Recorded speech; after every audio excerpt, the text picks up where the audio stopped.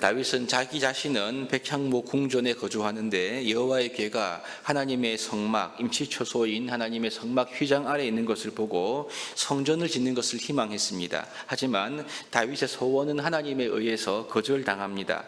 하나님께서 다윗이 이 성전을 짓지 못하도록 하신 이유는 나중에 22장에 가면 더 구체적으로 나오는데요. 다윗이 피를 많이 흘렸기 때문이다. 즉 많은 전쟁을 했기 때문에 다윗은 성전을 건축할 수가 없었고 그의 아들인 솔로몬이 그 성전을 건축하게 됩니다.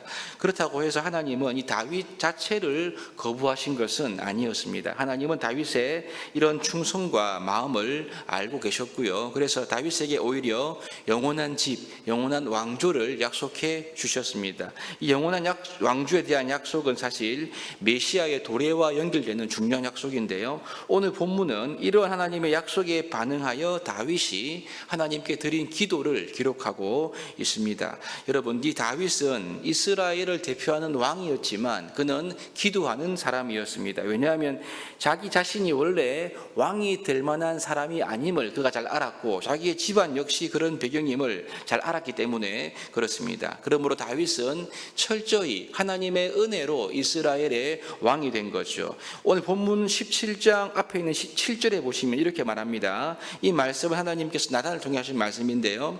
읽어보면 또한 내 종 다윗에게 이처럼 말하라.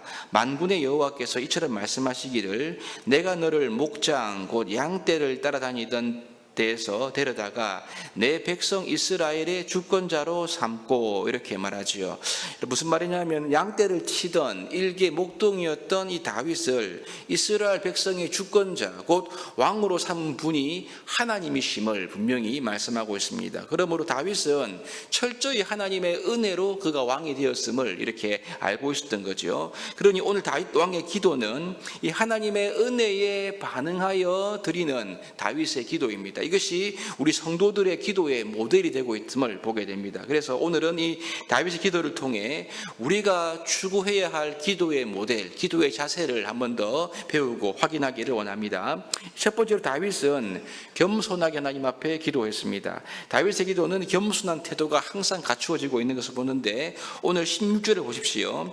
다윗 왕이 여호와 앞에 들어가 앉아서라고 말하는데요. 이 말은 다윗이 왕이라는 위치에 있지만 그가 왕이라는 위치에서 왕궁에서 기도한 것이 아니고 그가 이제 하나님의 성소로 가서 기도한 것을 분명히 말씀하고 있습니다. 당시 이제 다윗이 법궤를 옮겼고 하나님의 성소를 만든 그 임시 세처소에서 가서 기도한 거죠. 이뿐만 아니라 이렇게 기도합니다. 16절에서 보시면 하나님이여 나는 누구이오며 내 집이 무엇이기에 나에게 이에 이르게 하셨나이까. 즉 일개 목동이었던 자신이 지금 왕이 되었다 이 말을 하고 있지 않습니까? 자신의 집안 역시 왕의 집안과는 거리가 멀었지만 이 하나님의 은혜로 그를 선택하신 하나님의 주권으로 말미암아 그가 왕이 되었다는 이 놀라움을 표현하고 있는 부분입니다. 그러므로 다윗은 자신의 의를 드러내거나 자신의 업적을 자랑하는 그런 기도를 드린 것이 아닙니다. 철저히 하나님 앞에 자기를 낮추는 겸손함으로 기도하는 자임을 우리가 확인할 수가 있습니다. 특별히 다윗은 오늘 기도하면서 무려 9번이나 자기 자신을 주의 종으로 그렇게 언급하고 있는 것을 보게 되지요. 자기를 종으로 고백한다. 이 사실은요, 자기가 하나님의 말씀에 순종해야 하는 자임을 분명히 알고 있다는 그러한 마음가짐을 우리가 확인할 수가 있습니다. 여러분 그렇습니다. 은혜를 깨닫고 은혜를 아는 자들은 항상 하나님 앞에 자기를 낮추어 겸손하게 나가게 됩니다. 다윗은 왕이었지만 철저히 겸손한 자세와 겸손한 위치에서 하나님 앞에 기도하는 사람이었음을 보게 되는 거죠. 이러한 다윗의 기도는요, 하나님의 응답을 가져오게 됩니다. 왜냐하면 하나님은 교만한 자를 대적하시고 겸손한 자에게 은혜를 베푸시는 분이시기 때문에 그렇지요. 우리 역시 이러한 다윗의 태도를 본받아 하나님의 은혜 앞에서 항상 겸손함으로 기도할 수 있게 되기를 바랍니다.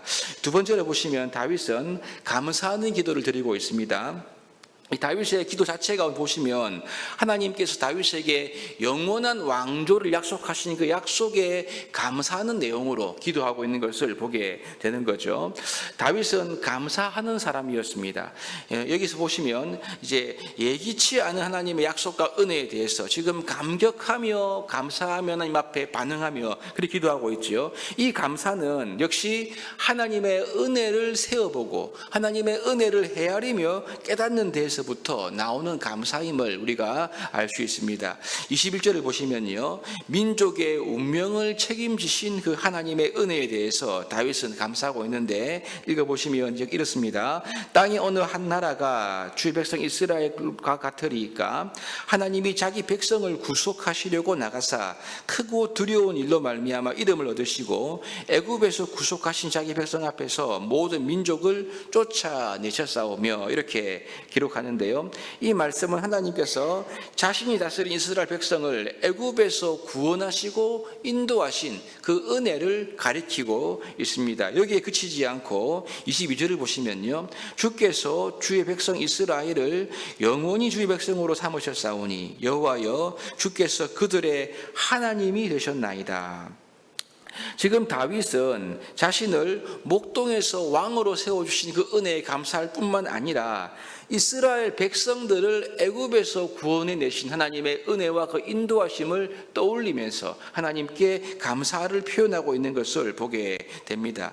여러분, 이 감사는 하나님의 은혜를 헤아리고 세어본 데서 오는 것입니다. 우리가 기도할 때 하나님께서 내게 그동안 주신 은혜를 반드시 헤아리고 기억할 때 그 은혜가 얼마나 큰지를 우리가 알게 되면 자연히 우리의 마음속에는요, 하나님을 향한 감사가 터져 나오게 됨을 느낄 수가 있습니다. 우리가 하나하나 의도적으로 아버지 앞에 감사하는 것도 필요하지만 진정한 감사와 감격은 하나님의 은혜를 헤아리고 또 세어보고 기억하는 데서 온다는 것을 꼭 기억하시기를 바랍니다. 그래서 예수 그리스도의 십자가의 은혜와 구속으로 말미암아 우리가 구원받은 은혜를 잊지 말아야 합니다. 영 죽을 죄인을 하나님께서 값없이 의롭다 하신 이 은혜를 항상 기억해야 합니다. 이 은혜를 깨닫고 기억하고 드려지는 감사의 기도야말로 하나님의 임재 앞으로 나아가는 기도임을 꼭 기억하시고 감사하는 마음으로 기도할 수 있기를 바랍니다. 마지막으로 이 다윗은 믿음으로 기도하고 있습니다. 이렇게 하나님의 은혜에 감사한 다윗은요, 이제 하나님께서 주신 그 약속의 말씀을 붙들고 하나님의 그 약속이 자기에게 이루어지기를 간절한 마음으로 믿음으로 기도하는 것을 보게 됩니다. 다윗은 원래 자기가 하나님의 성전을 건축하기를 원했지요. 그런데 하나님은 다윗이 직접 성전 건축하는 것을 허락해 주질 않았습니다. 일종의 거절이었던 셈인데, 하지만 이 하나님은 다윗이 생각하지 않은 다른 은혜를 주시지 않습니까? 그것이 다윗에게 영원한 왕조를 주겠다는 약속이었습니다.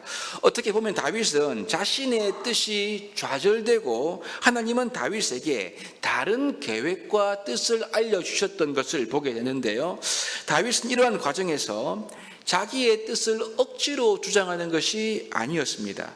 하나님의 주신 그 뜻의 말씀을 붙들고 이제 하나님의 그 말씀이 내 삶에 이루어지는 것을 붙들고 간절히 기도하는 것을 보게 되는 거죠. 여러분, 그러니 이 믿음은 내 뜻을 관철하기 위한 고집이나 억지가 아닙니다. 믿음은 철저히 하나님의 말씀을 수용하고 그 말씀을 우리가 듣고 반응하여서 하나님의 말씀대로 구하는 것이 믿음이라는 것을 다윗의 기도를 통해 확인할 수가 있습니다. 다윗은 자신이 원하는 복이 아니라, 자신이 원하는 기도의 제목이 아니라 하나님께서 말씀하신 그 복을 누리기를 간절히 원했던 것을 보게 됩니다.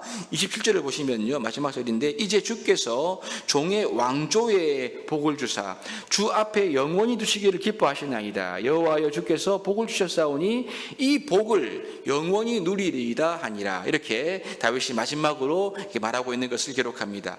믿음은 하나님의 말씀으로 약속하시고 보이신 그것을 우리가 마음에 품고 사모하며 소망하는 것입니다. 이것이 바로 믿음인 거죠.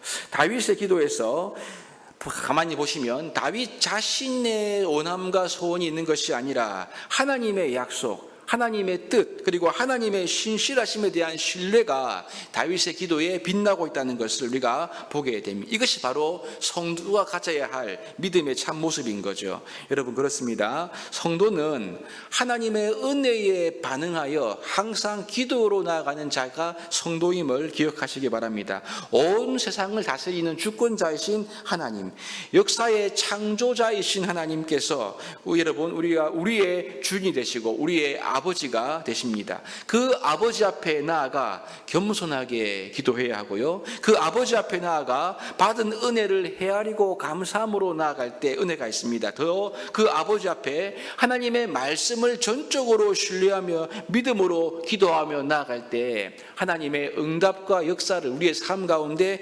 경험하게 되는 것이지요. 여러분 오늘 이러한 말씀을 붙들고 나가면 어떠한 상황 가운데 있다 하더라도 어떠한 고난 가운데 있다 하더라도 이런 기도의 자세가 우리 가운데 있으면 우리는 모든 상황을 뚫고 나가는 하나님의 은혜를 경험하실 수가 있을 것입니다. 오늘 우리의 기도의 모델인 이 다윗의 기도를 묵상하면서 다윗처럼 겸손하게 다윗처럼 은혜를 감사하며 헤아리는 마음으로 감사함으로 다윗처럼 내 뜻이 아닌 하나님의 말씀에 순종하고 그 말씀을 소원하는 그러한 기도로 기도할 때 하나님께서 기뻐하시고 하늘의 뜻이 이 땅 가운데 이루어지는 결과를 누리게 될 것입니다. 이런 기도의 시간이 되시기를 주님의 이름으로 축복합니다.